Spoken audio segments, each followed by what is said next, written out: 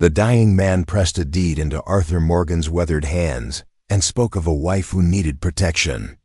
3 weeks later, Arthur stood in the doorway of a Tombstone saloon, watching every conversation stop. Whiskey glasses froze halfway to lips, card games suspended mid-deal. The woman beside him straightened her shoulders against the weight of their stares.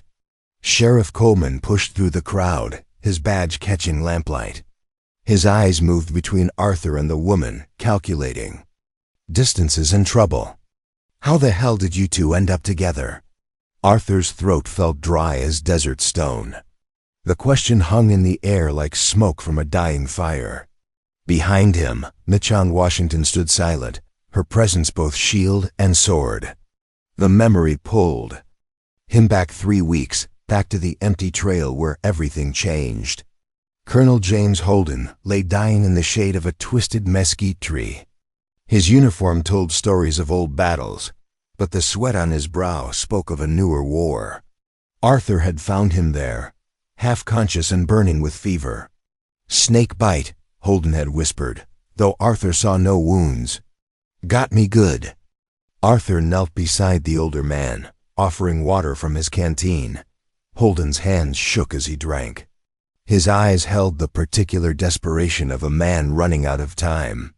"You heading toward Tucson?" Holden asked. Arthur nodded. He'd been drifting that direction for weeks, following work and avoiding questions about his past. Holden fumbled inside his coat, producing a folded document. His fingers trembled as he pressed it into Arthur's palm. "Take this, my ranch, 5 miles north of town." Arthur tried to hand it back. "I can't take your land, mister." "You can." "You will." Holden's grip tightened with surprising strength. "My wife, she's there. Protect her. The Crimson Riders will come for her." The name meant nothing to Arthur then. It should have. "Promise me," Holden insisted, his voice breaking. "Promise me you'll keep her safe." Arthur had given his word to dying men before. Sometimes it was all a man could do. "I promise." Holden smiled then, something peaceful settling over his features. "Tell her James said goodbye." By morning, the colonel was gone. Arthur buried him beneath the mesquite tree and rode north toward a responsibility he never wanted. The ranch sat on good land, with a clear stream running behind a modest house. Arthur approached slowly, hat in hand, rehearsing words of condolence. He expected tears. He expected helplessness. He expected a woman who would need him to make decisions about selling the property and moving on. Instead, he found Michon. She stood on the porch like she owned not just the house, but the horizon beyond it. Her dress was simple but well-maintained. Her posture spoke of education and dignity. When she looked at him, her eyes held intelligence. That made Arthur suddenly aware of his own limitations. "You're not what I expected," she said. Arthur removed his hat. "Ma'am, I'm sorry to say your husband didn't make it." "I know." Her voice carried grief, but also something else. "Acceptance, maybe, or preparation.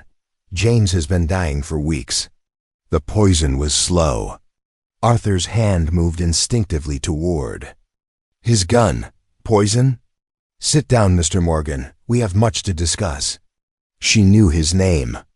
She poured coffee and spoke of legal documents and a will that bound them together in ways Arthur couldn't have imagined. The ranch was his now, but so was she.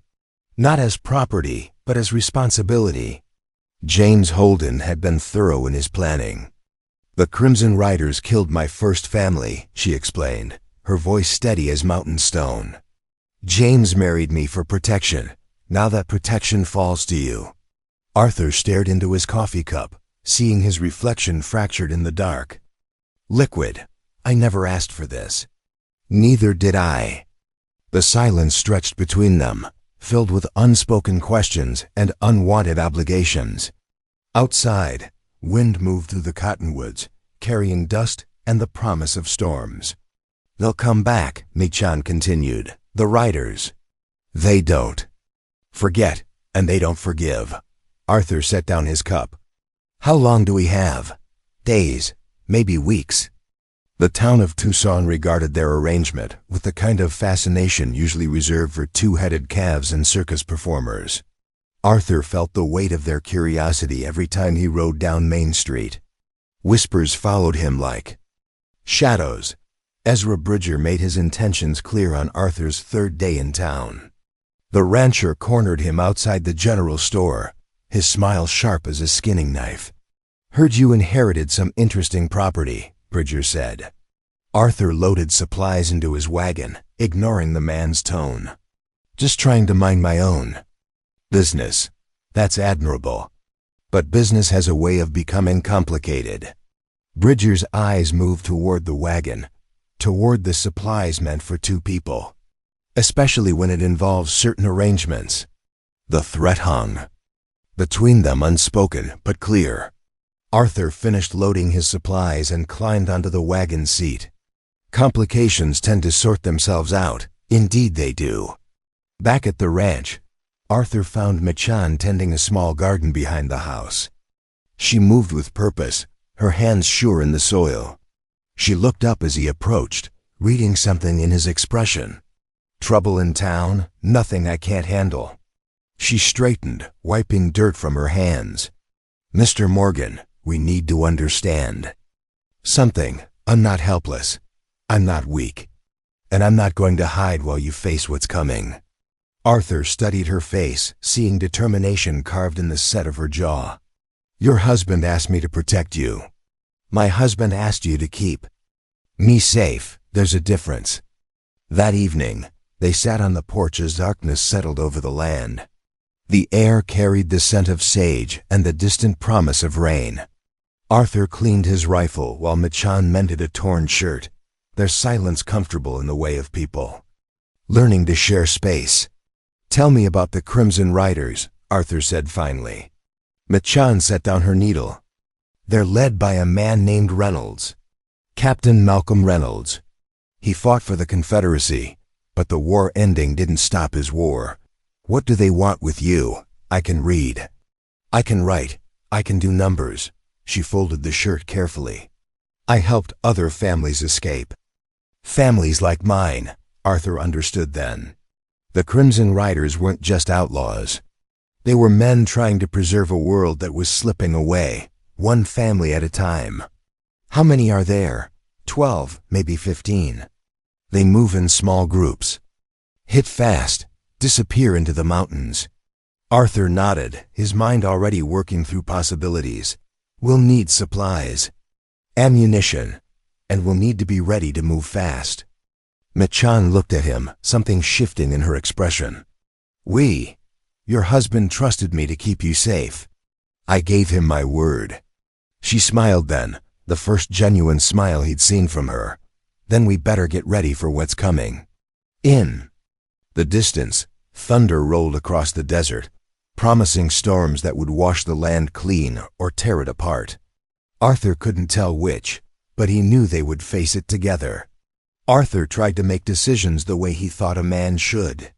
He chose their routes to town. He selected their supplies. He spoke for both of them when merchants asked questions. Each choice felt like stepping on broken glass. Machan watched him fumble through conversations with storekeepers, her silence sharp as winter wind. She stood 2 steps behind him, hands folded, face composed, but her eyes held storms. The ride back to the ranch stretched longer than the miles between them. Arthur gripped the reins, feeling the weight of her disapproval settle like dust on his shoulders. The wagon wheels found every rut in the road. "You don't need to speak for me," she said finally. Arthur kept his eyes on the horizon. "People expect certain things. People expect many things. That doesn't make them right." The truth of it sat between them, heavy and uncomfortable. Arthur had spent his life meeting other people's expectations. The habit ran deep as old wounds. At the ranch, Machan disappeared into the house while Arthur tended the horses. He found her later at the kitchen table, papers spread before her like battle plans. Numbers filled the margins in precise handwriting. The ranch's financial records lay open, revealing secrets Arthur hadn't thought to ask about. "We're 3 months behind on loan payments," she said without looking up. "The bank will foreclose by September." Arthur sank into a chair, feeling the weight of another man's debts. "How long have you known?" "Since before James died." "The ranch has been failing for 2 years." Her pen scratched across the paper, calculating amounts that might as well have been written in foreign languages. Arthur could read tracks and weather signs, but numbers swam before his eyes like minnows in muddy water. "What do you think we should do?" he asked. Mitchen's pen stopped moving. She looked up, surprise flickering across her features. "You're asking me? You understand the books better than I do." She set down her pen, studying his face for traces of mockery. Finding none, she straightened the papers before her. "We need income, fast income. The ranch won't produce enough before the bank comes calling." Arthur nodded, though solutions felt as distant as rain clouds on the horizon. "I could hire out as a hand, maybe find work with the cattle drives. That would take months. We have weeks." The silence stretched between them, filled with the sound of wind through broken shingles and the distant lowing of cattle they couldn't afford to keep. Arthur watched Mitchen's fingers trace the edge of the papers, her mind working through possibilities he couldn't see. "There's another way," she said finally, "but you won't like it. Tell me." "Bounty hunting. There's good money in it, if you know where to look." Arthur leaned back in his chair, considering. He'd heard stories of men who hunted other men for profit. The work attracted a certain type of person, usually the type he tried to avoid. "I don't know the first thing about tracking wanted men." Mitchen's smile held secrets. "I do." The next morning brought visitors. Arthur spotted them from the porch, 3 riders approaching through the morning haze. Their horses moved with purpose, and purpose usually meant trouble. Ezra Bridger led the group, his smile bright as polished silver. Behind him rode 2 men Arthur didn't recognize, their faces hard as winter ground. They stopped their horses at the edge of the yard, close enough to talk but far enough to run. "Morning, Arthur," Bridger called. "Beautiful day, isn't it?" Arthur stepped off the porch, his hand resting near his gun. "What brings you out this way, Ezra?" Neighborly concern. "Heard you might be having some financial difficulties." Behind him, the house door opened. Mitchen emerged, her presence changing the air like approaching thunderstorms. The 2 strangers shifted in their saddles, their discomfort obvious. "Now I'm a reasonable man," Bridger continued. "I understand how these arrangements can become burdensome. I'm prepared to make an offer on your property. Fair market value." Arthur felt Mitchen's eyes on him, measuring his response. The weight of her attention made him stand straighter. "Ranch isn't for sale.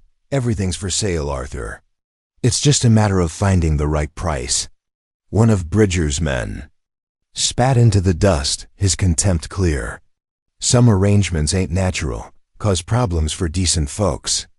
The words hung in the air like smoke from a grass fire. Arthur stepped forward, his shadow falling across the mounted men. "You gentlemen have something specific to say?" Bridger raised a hand, calming his companion.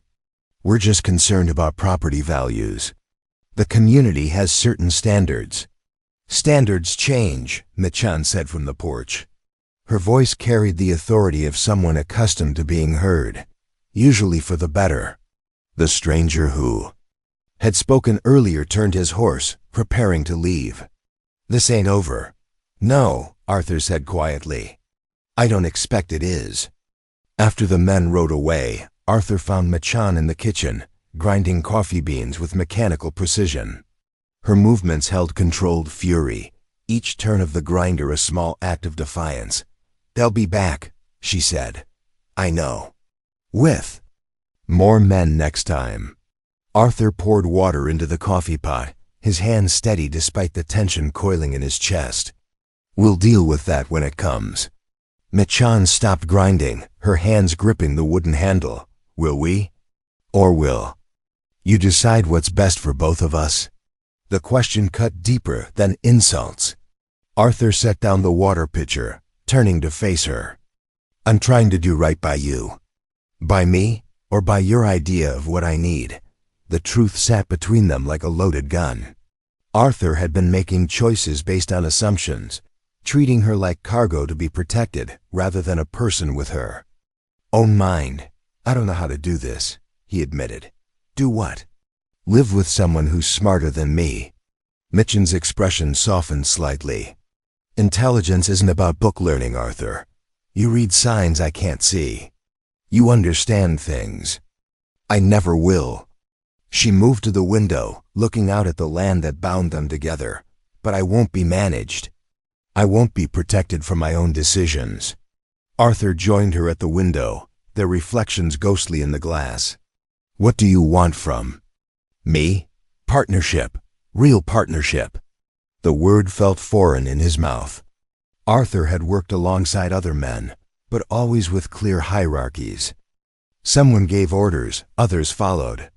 The idea of true equality seemed as impossible as taming desert wind. I've never been anyone's partner before. Neither have I, not really. That evening, they sat at the kitchen table with wanted posters spread between them. Mitchen had produced them from a hidden compartment in James's desk, her knowledge of their contents both impressive and disturbing. This one, she said, pointing to a weathered poster, Jake Morrison, wanted for cattle theft. He's been hitting ranches north of here. Arthur studied the drawing, memorizing features. How do you know where he operates? I pay attention. I listen. Information is currency if you know how to spend it. She pulled out another poster, this one more recent. Bill Hudson. Bank robbery in Phoenix. He's got family near the Mexican border. You know about his family? I know about all of them. Their habits, their weaknesses, their mistakes. Arthur looked at the woman across from him, seeing her clearly for the first time. She wasn't just educated or intelligent. She was dangerous in ways he was only beginning to understand. Why bounty? Hunting? He asked. Mitchen's fingers traced the edge of Morrison's poster. Because the law moves slowly, and some people don't wait for justice to find them. Outside, coyotes called to each other across the desert, their voices weaving together in ancient songs. Arthur listened to their conversation, understanding the language of pack hunters. There's something else, Mitchen said. Something I haven't told you. Arthur waited, letting silence create space for truth. Every man on these posters has connections to the Crimson Riders.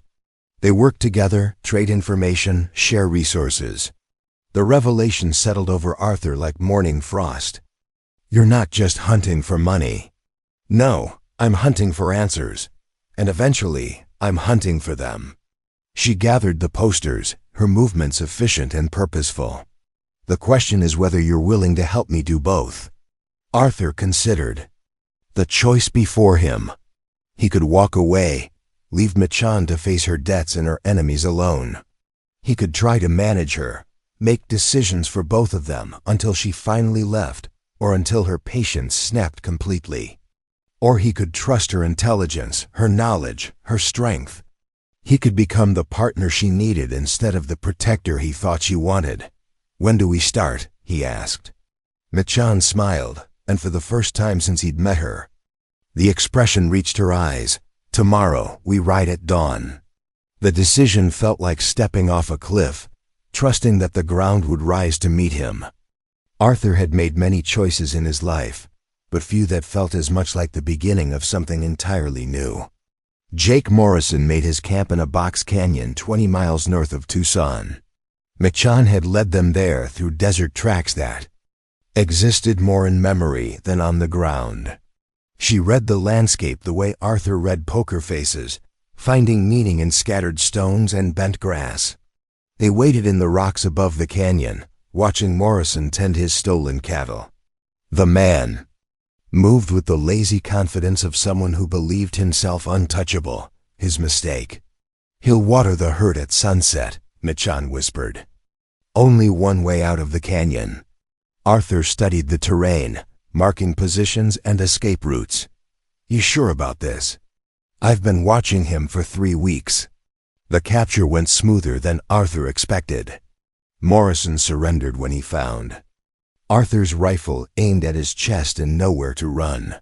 The stolen cattle bore brands from 4 different ranches, evidence enough to satisfy any sheriff. They rode into Tucson with Morrison tied to his saddle, the man's complaints echoing off canyon walls. At the sheriff's office, Arthur collected the bounty while Machon waited outside. $200. More money than either of them had seen in months. Sheriff Coleman counted out the bills, his eyes moving between Arthur and the door where Machon stood. "Interesting partnership you've got there." Arthur pocketed the money without comment. Some observations didn't require answers. Word spread through Tucson faster than wildfire. By evening, half the town knew about the capture. The other half had their own theories about how it happened. Arthur felt the weight of their attention every time he walked down Main Street. Some looks held grudging respect. Others carried the particular hostility reserved for people who refused to stay in their assigned places. Arthur had learned to read both types, though neither made him comfortable. The money helped. Creditors became more patient when payments arrived on time. Storekeepers grew more willing to extend credit when they saw cash in Arthur's hands. Respect, it seemed, could be purchased in small denominations. Their second target proved more challenging. Bill Hudson had family connections and local knowledge. He'd been robbing banks across the territory for 2 years, always staying one step ahead of the law. Local sheriffs had given up trying to catch him.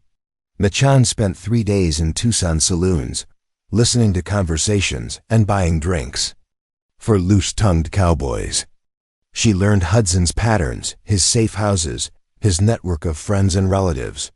Information flowed toward her like water finding low ground.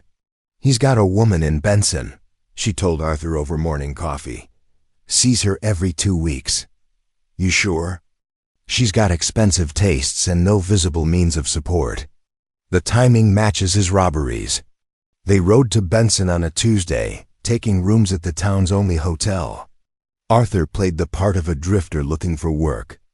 Machon posed as a widow seeking employment as a seamstress. The roles fit well enough to avoid suspicion. Hudson arrived on Thursday, just as Machon predicted. He rode a fine horse and wore clothes too expensive for honest work. His confidence filled the saloon like smoke from a cheap cigar. Arthur waited until Hudson left his woman's house before making his move. The outlaw surrendered without firing a shot, his hands rising. When Arthur's voice cut through the darkness behind him, "Bill Hudson, you're under arrest." The bounty was $500. Arthur split it with Machon, though she'd done most of the work. The arrangement felt natural, like sharing water in the desert. By their third capture, they developed a system. Machon gathered information and planned approaches. Arthur handled the dangerous work of actually taking prisoners. The division of labor suited their different strengths. Tommy Briggs robbed stagecoaches between Tucson and Phoenix. He'd killed 2 guards and wounded a passenger in his last job. The bounty was $800, dead or alive. Machon tracked him to a hideout in the Superstition Mountains. The man had chosen his position well, with clear views of all approaches and multiple escape routes. Taking him would require planning. "He's got supplies for a month," Machon observed through Arthur's field glasses. "But he's getting careless about his movements." Arthur studied the cabin through the lenses, noting details. "What do you mean?" "He walks to the stream every morning at the same time. Same path, same routine." They waited 2 days, confirming the pattern. On the 3rd morning, Arthur positioned himself along Briggs's route, while Machon created a distraction near the cabin. The plan worked perfectly. Briggs found Arthur waiting beside the stream, rifle ready. The outlaw's hand moved toward his gun before stopping. Arthur's reputation had begun to precede him. "You're making a mistake," Briggs said. "Maybe, but I'm making it with $800. The capture made newspapers across the territory. Arthur Morgan and his mysterious partner had brought in 3 wanted men in 6 weeks. Their success rate attracted attention from sheriffs looking for help with their own problems. Job offers arrived by telegraph. Phoenix wanted help with cattle rustlers. Flagstaff had problems with claim jumpers. Yuma needed someone to track down a killer who'd escaped from their jail. Arthur found himself in the strange position of turning down work. The ranch required attention, and he'd learned to value Mitchen's judgment about which jobs to accept. "Too dangerous," she said about the Yuma offer. "One man against a killer with nothing to lose. The money's good. Dead men don't spend." Money. Her practicality grounded his occasional recklessness. Arthur had always been willing to take chances with his own life.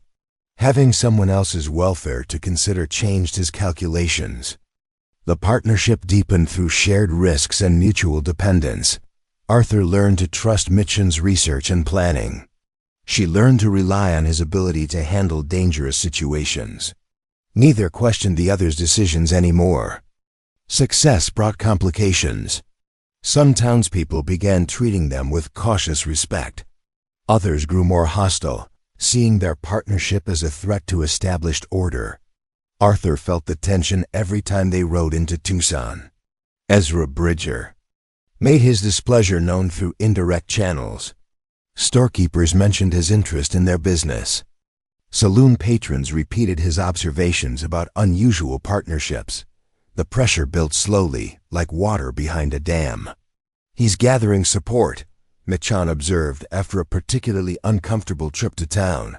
"For what?" "For whatever comes." Next, Arthur understood the implication. Their success had made them visible, and visibility brought dangers beyond those they hunted. Some battles chose their own combatants. The ranch prospered under their combined attention. Arthur handled the physical work while Mitchen managed the finances. Their bounty hunting provided steady income, but the land gave them roots. They fell into comfortable routines, morning coffee on the porch, evening discussions over maps and wanted posters. The silences between them grew easier, filled with understanding rather than tension. One evening, as they planned their next hunt, Mitchen spread a different set of papers across the kitchen table. Arthur recognized some of the names from wanted posters, but others were new. "What's this?" "Connections. Every man we've captured has ties to the Crimson Riders. They share information, trade supplies, coordinate activities." Arthur studied the web of relationships Mitchen had mapped. Lines connected names and places, forming a pattern that revealed the scope of the network they'd been unknowingly dismantling. "You've been tracking this from the beginning. Every capture brings us closer to Reynolds and his men. They're not just outlaws, Arthur. They're part of something bigger." The revelation settled over Arthur like morning frost. Their partnership had been more than financial necessity or mutual convenience. Mitchen had been guiding them toward a larger purpose, one that went beyond bounty hunting. "How long have you known?" "Since before we started. Every job I've chosen has been part of the hunt." Arthur looked at the woman across from him, seeing her with new clarity. She hadn't just been surviving or making money. She'd been waging war, using him as her weapon against enemies she couldn't face alone. "You've been using me. We've been using each other. The question is whether you're willing to keep going." The choice spread before Arthur like branching trails. He could walk away, leave Mitchen to continue her hunt alone. He could demand explanations and guarantees about their future together. Or he could trust the partnership they built, accepting that some purposes were larger than personal comfort. "Tell me about Reynolds," he said. Mitchen smiled, and Arthur knew they'd crossed another threshold together. The hunt was about to become something more dangerous and more important than either of them had imagined. Arthur set down his coffee cup, the sound sharp against the kitchen table. The papers between them told stories of violence and loss that stretched back years. Names connected by lines of blood and shared purpose. You've been hunting them since. Before we met. Mitchen's fingers traced the edge of a wanted poster, her movements precise as surgical cuts.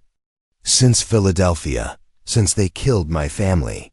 The confession hung between them heavy as storm clouds. Arthur had suspected deeper motivations, but the scope of her planning still surprised him. Every capture, every decision had been calculated steps toward a larger reckoning. My husband wasn't a schoolteacher, she continued. He was a conductor on the Underground Railroad. We helped families escape north, find new lives away from the cotton fields. Arthur studied her face, seeing layers of grief carefully controlled. The Crimson Riders found out. They burned our house with my children inside. David was 8. Sarah was 6. The words fell like stones into still water, sending ripples of understanding through Arthur's mind. This wasn't about justice or bounty money. This was about debts that could only be paid in blood. Reynolds led the raid personally. He wanted to make an example of what happened to people who helped runaways. Arthur understood now why she'd married James Holden, why she'd accepted protection from a dying Union colonel. Survival had required sacrifices that went beyond personal dignity. James knew about your mission. He encouraged it. Said some wrongs were too large for the law to handle. Outside, wind moved through the cottonwoods, carrying the scent of rain and distant fires. Arthur listened to the sound, thinking of the men they'd captured and the network they'd unknowingly damaged. Every bounty we've taken has connections to Reynolds. Every one. I've been mapping their organization, learning their patterns, cutting off their resources. The revelation transformed everything Arthur thought he knew about their partnership. Mitchen hadn't been following his lead or accepting his protection. She'd been directing their hunt from the beginning, using his reputation and skills to wage her own war. You could have told me. Would you have helped if you'd known? Arthur considered the question, probing his own motivations. He'd given his word to a dying man, but words were wind without actions to give them weight. The truth was simpler and more complicated than duty. I don't know. But I would have understood better. Mitchen gathered the papers, organizing them with the efficiency of someone accustomed to keeping secrets. Understanding and acceptance are different things. You've seen how people react to our partnership. Imagine their response if they knew the full truth. Arthur nodded, acknowledging the wisdom of her caution. Their arrangement already challenged social expectations. Open talk of revenge and systematic hunting would have invited more direct opposition. What happens now? Now. We finish what we started. Reynolds and his core group are still out there. The men we've captured were just the outer edges of his network. That night, Arthur lay awake listening to the sounds of the desert. Coyotes called to each other across the darkness, their voices weaving together in patterns older than human. Settlement. He thought about partnerships and purposes, about the difference between using someone and working with them. Mitchen had used his skills and reputation to advance her mission, but he'd used her intelligence and planning to rebuild his life. The arrangement had benefited both of them, even if the full terms hadn't been disclosed. The realization brought a strange kind of peace. Arthur had spent his life being used by employers and abandoned by companions. This felt different. Mitchen had needed him, but she'd also valued his contributions enough to make him a true partner. Morning brought unwelcome visitors. Arthur spotted the dust cloud from the porch, counting riders by the width of their trail. 6 men, moving with purpose toward the ranch. He called to Mitchen, who emerged from the house with a rifle in her hands. Reynolds? Arthur asked. Too early, but his reach is long. The riders approached openly, making no attempt at concealment. Arthur recognized Ezra Bridger among them, along with several men from town. Their faces carried the particular determination of people who'd convinced themselves they were doing righteous work. Bridger raised his hand as they entered the yard, his smile bright and false. "Morning, Arthur. Beautiful day for a conversation." Arthur stepped off the porch, positioning himself between the riders and the house. "Say what you came to say, Ezra. The community has concerns about your activities. Bounty hunting attracts a rough element. Some folks worry about the influence on local standards." Behind him, Arthur heard Mitchen's footsteps on the porch boards. Her presence changed the air, making the mounted men shift uncomfortably in. "Their saddles." "Standards change," she said, her voice carrying across the yard. "Usually for the better." One of Bridger's companions spat into the dust. "Some changes ain't natural. Create problems for decent people." Arthur felt the familiar tightness in his chest, the prelude to violence that had marked too many encounters in his past. But something else rose alongside the anger. Pride. Mitchen had proven herself in ways these men couldn't understand or appreciate. "My partner and I have brought 6 wanted men to justice," Arthur said. "We've recovered stolen property and made the territory safer for everyone." "Partner." Bridger repeated the word as if it tasted bitter. "That's an interesting term for your arrangement." "It's the accurate term." The admission surprised Arthur as much as his visitors. He'd been thinking of Mitchen as his responsibility, his burden, his complicated inheritance. But she'd become something more valuable and more dangerous than any of those labels suggested. "The town council has discussed your situation," Bridger continued.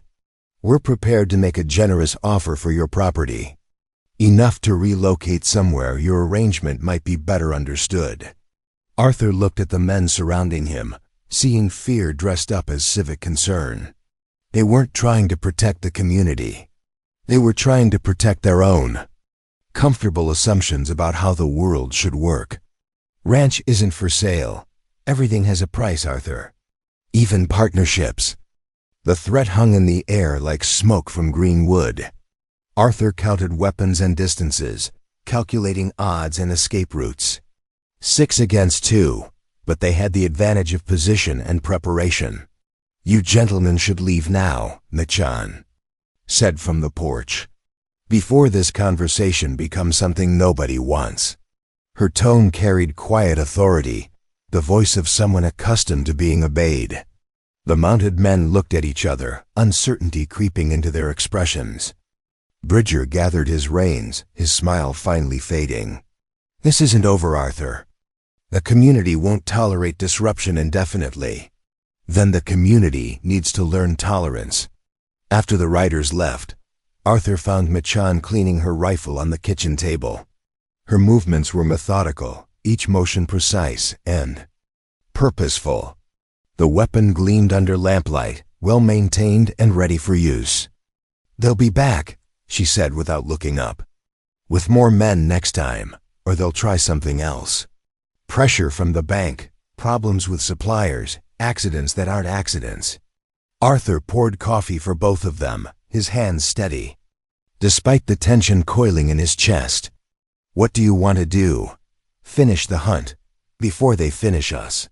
The decision felt inevitable, like water finding its level.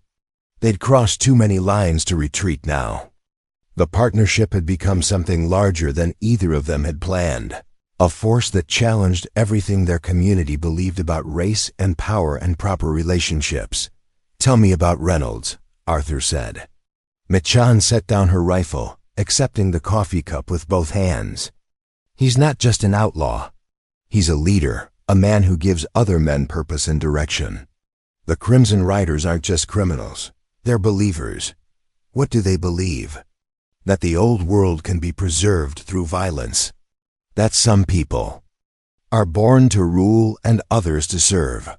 That change can be stopped with enough bullets and rope." Arthur understood the danger now.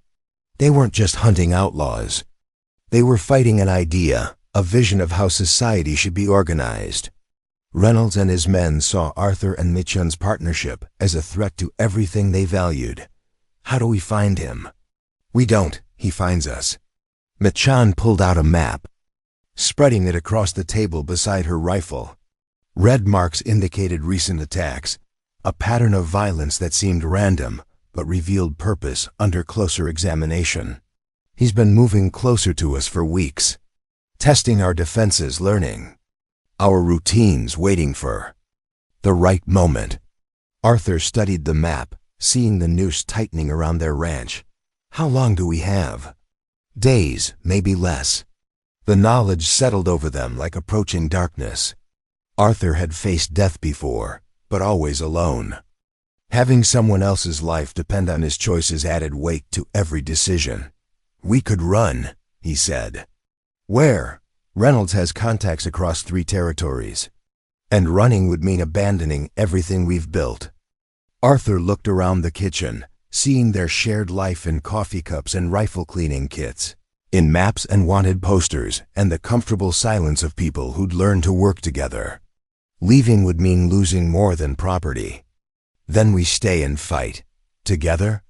Partners, Arthur said, and meant it completely. Outside, storm clouds gathered on the horizon, promising rain that would wash the land clean or flood it beyond recognition. Arthur couldn't tell which, but he knew they would face it as they'd faced everything else. Together, the trail led north through broken country, where ancient rivers had carved channels through red stone. Arthur followed tracks that seemed to disappear and reappear like desert mirages.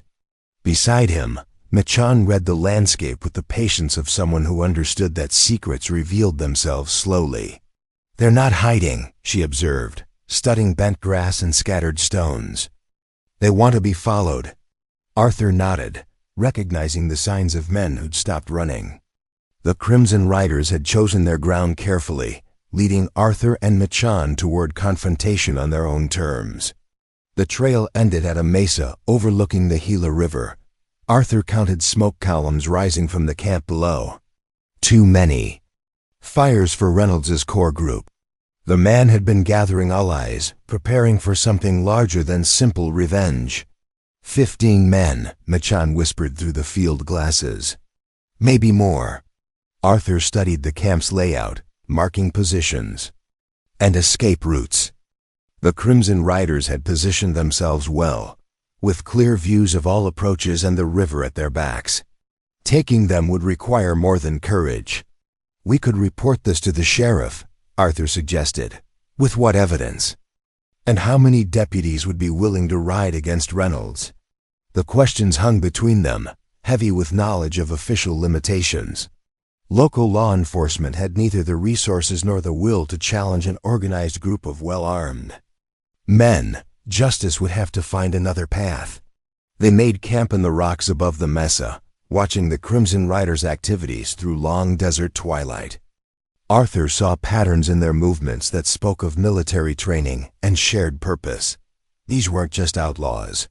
They were soldiers fighting a war most people didn't recognize.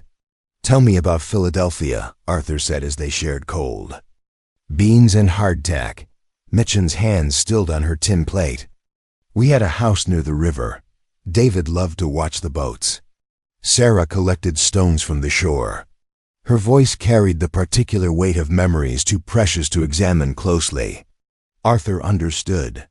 Some rooms in the heart stayed locked. For good reason. The house had a hidden cellar. We sheltered families there, sometimes for days while we arranged transport north. James would bring supplies, information about safe routes. How many families? Dozens, maybe more. People seeking freedom. Children who'd never known anything but bondage. Arthur tried to imagine the courage required for such work. Every day would have brought the possibility of discovery, imprisonment, death. The reward would have been abstract, other people's freedom, distant gratitude, the satisfaction of moral duty. Reynolds found out through betrayal. A family we'd helped was captured. Under pressure, they revealed our location. The story unfolded in spare sentences, each word chosen carefully. Arthur heard the weight of survivor's guilt beneath her controlled narrative. Michan had been away when the attack came, returning to find her world reduced to ash and charred bone. I should have been there. Then you'd be dead too. Maybe that would have been better. Arthur understood the sentiment. He'd carried similar guilt about his own failures, his own absent moments when duty or cowardice had taken him away from people who needed him. The weight never fully lifted, but it could be shared. Your children would want you to finish this. I know, that's why I can't stop. The next morning brought revelation. Machan had been searching through James Holden's belongings, looking for anything that might help in their confrontation with Reynolds. Hidden beneath the false bottom of his travel desk, she found a leather journal bound with string. The pages revealed secrets that transformed everything Arthur thought he knew about their situation. James hadn't been just a Union colonel seeking protection for his wife. He'd been Reynolds' primary target, the man who disrupted Confederate supply lines and helped hundreds of people escape bondage. Reynolds poisoned him, Machan said, her voice tight with controlled fury. The snake bite was a lie. James was dying slowly, day by day, while Reynolds watched and waited. Arthur read the journal entries, seeing the full scope of James's strategic thinking. The dying man had known exactly what he was doing when he placed Machan under Arthur's protection. Every element had been calculated, including Arthur's character and capabilities. He chose you specifically, Machan continued. James had been watching you for weeks, evaluating your actions, testing your moral compass. The revelation struck Arthur with the force of desert lightning. His encounter with the dying colonel hadn't been chance. It had been recruitment, a final military operation designed to protect Machan and complete her mission, the Mexican family you helped near Tucson. James saw that. He knew you'd do the right thing even when nobody was watching. Arthur remembered the incident clearly. A family fleeing persecution, threatened by local ranchers who wanted their land. He'd intervened without thinking, risking his own safety for people he'd never met. The action had felt natural, necessary, unremarkable. He planned everything. Our meeting, our partnership, even our success as bounty hunters. Not everything, Arthur said, studying her face. He couldn't plan how we'd work together. That was real. The distinction mattered.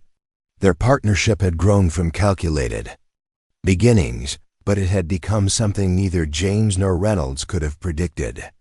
They'd exceeded the dying colonel's hopes and their own expectations. What else does the journal say? Reynolds isn't just hunting us. He's targeting every mixed family, every partnership that challenges his vision of proper order. We're part of something larger. Arthur understood now why their success had drawn so much attention. They weren't just effective bounty hunters. They were symbols of change, proof that cooperation could transcend the boundaries others insisted were natural and permanent. How many families, dozens, scattered across 3 territories, living in fear, waiting for Reynolds to find them? The scope of the threat settled over Arthur like morning frost. This wasn't about personal revenge or old grievances. It was about the future, about what kind of society would emerge from the ruins of the old world. We could warn them, Arthur suggested. Warn them of what? That a man with 15 armed followers is hunting people who look like them. They already know that. They've always known. The truth cut deep. Arthur had been learning about dangers that other people lived with. Every day. His education in fear and persecution had been theoretical until now. What do you want to do? End it. Here now, before Reynolds spreads his poison any further. The decision felt like stepping off a cliff into darkness. Arthur had avoided such moments for most of his life, choosing safety over principle, survival over justice, but some fights chose their own combatants. 2 against 15. 2 against an idea. Ideas can be killed if you know where to aim. Arthur looked at the woman beside him, seeing her clearly for the first time. She wasn't seeking revenge or personal satisfaction. She was fighting for the future, for the right of people to choose their own partnerships and loyalties. What's your plan? We divide them. Turn their strength against them. Make them fight each other instead of us. The strategy appealed to Arthur's practical nature. Direct confrontation would be suicide, but deception and misdirection might create opportunities. They'd proven effective at hunting individuals. Groups required different tactics. They expect us to run or attack directly, Michan continued. We'll do neither. What then? We'll give them what they want. A chance to prove their superiority, to demonstrate their power over people they consider inferior. Arthur studied her face, seeing calculations that went beyond simple tactics. You're planning to surrender. I'm planning to appear to surrender. There's a difference. The distinction fell thin as paper, but Arthur had learned to trust Michan's strategic thinking. She'd guided them through 6 successful captures and kept them alive through increasing danger. Her judgment had earned his faith. Tell me what you need. Time, patience, and the willingness to let them think they've won. The plan unfolded in whispered conversations and careful preparations. Arthur felt the familiar tightness in his chest, the prelude to violence that had marked too many encounters in his past. But something else rose alongside the fear. Purpose. For the first time in his life, he was fighting for something larger than personal survival. The sun set behind the mesa, painting the sky in shades of blood and gold. Arthur watched the light fade, thinking about choices and consequences, about the difference between existing and living. Tomorrow would bring either triumph or death, but tonight he felt the strange peace of a man who'd finally found his place in the world. Beside him, Michan checked her weapons one final time, her movements precise and purposeful. She'd been preparing for this moment since Philadelphia, since the night her world burned. Tomorrow would bring either justice or martyrdom, but tonight she was no longer alone in her mission. Dawn broke over the mesa like spilled blood across stone. Arthur and Michan descended toward the Crimson Riders' camp, their hands visible, weapons holstered. The appearance of surrender required careful choreography. Captain Malcolm Reynolds stepped from his tent as they approached. The man carried himself with military bearing, his gray uniform pressed despite weeks in the desert. His eyes held the particular coldness of someone who'd learned to kill without regret. Arthur Morgan, Reynolds said, his voice carrying Confederate authority. You've saved me considerable trouble. Arthur stopped 20 feet from the camp's edge, close enough to talk, but far enough to move. Behind Reynolds, his men emerged from tents and bedrolls, rifles ready but not yet aimed. We're tired of running, Arthur said. Reynolds smiled, the expression sharp as a skinning knife. Wise decision. Running only delays the inevitable. Michan stepped forward, her chin raised, in defiance even as she offered surrender. I want to speak with you, alone. You're hardly in a position to make demands. I'm in a position to make you an offer. Reynolds studied her face, reading calculations he couldn't quite decipher. What kind of offer? Information. About the families you're hunting. Their locations, their plans, their weaknesses. The words hung in the morning air like smoke from green wood. Arthur felt the weight of Reynolds' attention shift, predator instincts responding to the possibility of larger prey. In exchange for what? Safe passage for both of us. Reynolds laughed, the sound echoing off canyon walls. You think I need your information? I've been hunting your kind for years. You've been hunting individuals. I'm offering you an entire network. The distinction mattered. Reynolds had been fighting a war of attrition, picking off isolated targets while the larger community survived. Michan was proposing to hand him victory on a scale he'd never imagined. Why would you betray your own people? Because I'm tired of being afraid, tired of hiding, tired of fighting battles I can't win. Arthur heard the exhaustion in her voice, the particular weariness of someone who'd carried too much weight for too long. The emotion felt genuine because it was genuine. Michan had been fighting this war for years, and fatigue made the best lies. Reynolds gestured toward his tent. "We'll discuss terms privately." Arthur watched them disappear into the canvas shelter, trusting Michan's plan despite the fear coiling in his chest.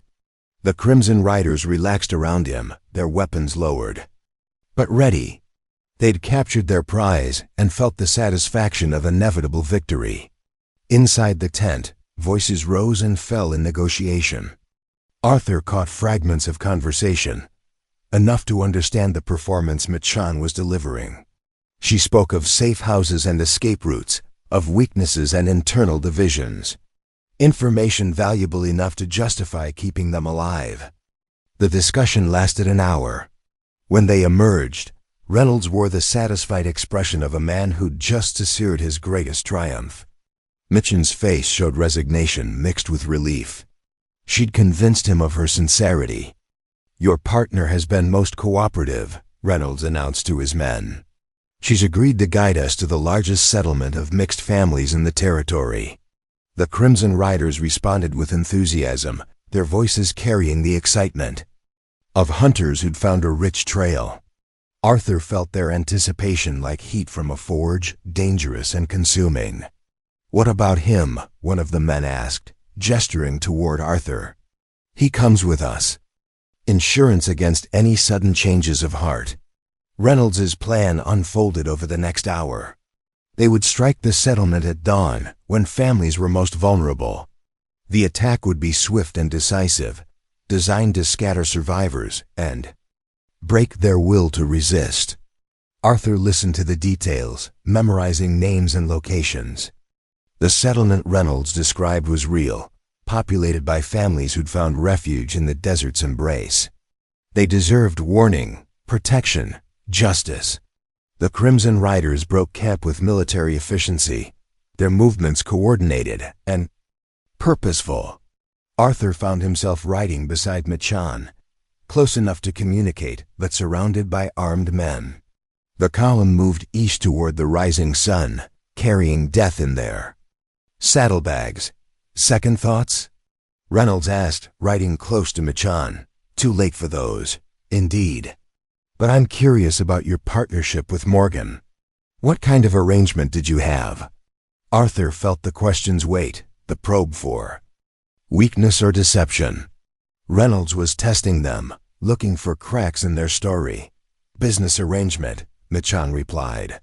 "He needed money, I needed protection. Nothing more complicated. Yet you worked together quite effectively. Necessity makes strange partnerships." The phrase carried layers of meaning that Reynolds couldn't fully grasp. Arthur understood the deeper truth.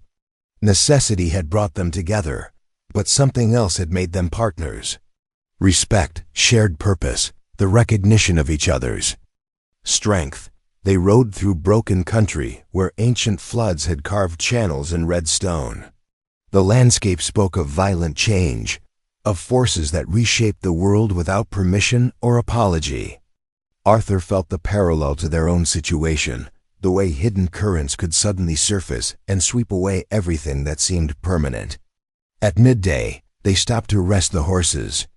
Arthur watched the Crimson Riders' movements, noting their formations and habits. 15 men, well armed and experienced, but not invincible. Every group had weaknesses if you knew where to look. Michan approached the stream where Arthur watered his horse. She knelt beside the water, cupping it in her hands with movements that seemed casual but carried purpose. When she spoke, her voice barely rose above the sound of moving water. "Tonight, when they're asleep." Arthur nodded, understanding the signal. The performance was almost over. Soon they would reveal their true intentions and face the consequences of their deception. The afternoon stretched long as summer shadows.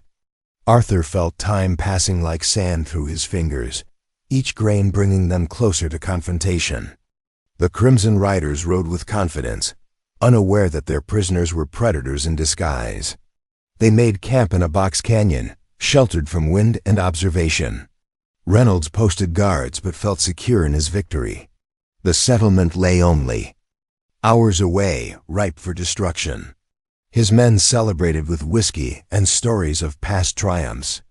Arthur sat by the fire, listening to tales of violence dressed up as moral necessity. The Crimson Riders spoke of preservation and tradition, of maintaining proper order in a world gone mad.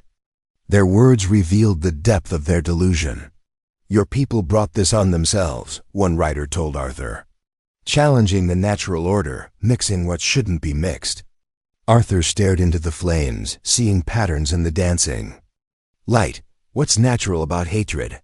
It's not hatred. It's recognition of proper boundaries." Whose boundaries? The question hung in the air without answer. Arthur understood that some people needed walls to feel safe, needed categories to make sense of chaos. But walls could become prisons, and categories could become graves. As darkness settled over the canyon, the Crimson Riders prepared for sleep. Guards were posted, but their vigilance was relaxed by whiskey and overconfidence. Arthur felt the familiar tightness in his chest, the prelude to violence that had marked too many encounters in his past. Michan moved through the camp with quiet purpose, checking on the horses and adjusting equipment. To watching eyes, she seemed resigned to her fate. But Arthur saw the careful positioning, the subtle preparations for what was coming. The attack came at midnight when the moon was dark and the guards were drowsy. Arthur and Michan moved simultaneously, their actions coordinated by months of working together. The element of surprise lasted only moments, but moments were enough. The battle was swift and decisive. Arthur's rifle spoke first, dropping the nearest guard before alarm could be raised. Michan's pistol answered, cutting down another sentry before he could call for help. The camp erupted in chaos as sleeping men reached for weapons in darkness. Reynolds emerged from his tent, gun in hand, face twisted with fury. "You think you can fight all of us?" Arthur stepped into the firelight, his rifle trained on the captain's chest. "We already are." The confrontation lasted minutes, but changed everything. When dawn broke over the canyon, the Crimson Riders' reign of terror had ended. Reynolds lay still in the dust, his dreams of restoration scattered like ashes on the wind. Arthur found Michan sitting beside the stream, washing blood from her hands. Her face showed exhaustion mixed with relief, the expression of someone who'd finally laid down a burden too heavy to carry. "It's over," she said. "The hunting part, but not the rest." She looked at him, understanding passing between them without words. They'd won this battle, but the war for hearts and minds would continue. Some people would always need enemies to feel righteous, divisions to feel secure. What happens now? Now we choose. Stay and fight the next battle, or find somewhere we can build something better. Arthur considered the options, weighing duty against desire, obligation against opportunity. The choice felt like standing at a crossroads where every path led to unknown country. Together? Partners, she said, and the word carried weight beyond business arrangements or temporary alliances.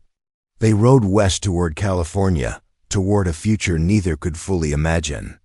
Behind them, the desert began its work of erasure, covering tracks and scattering bones.